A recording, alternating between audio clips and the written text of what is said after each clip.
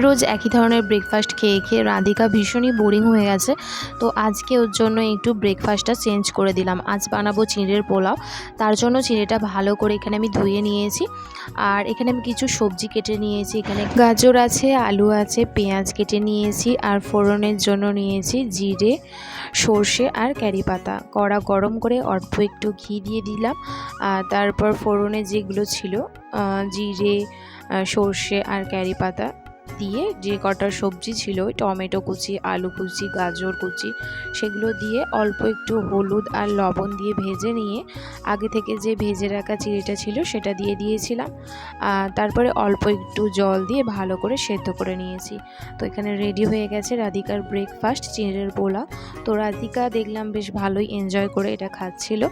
তো খুব বেশি খায়নি, তবু অল্প পরিমাণ হলেও খেয়ে যায়। তো মাঝে মাঝে এরমভাবে ব্রেকফাস্ট চেঞ্জ করে দিলে ওদেরও ভালো লাগে।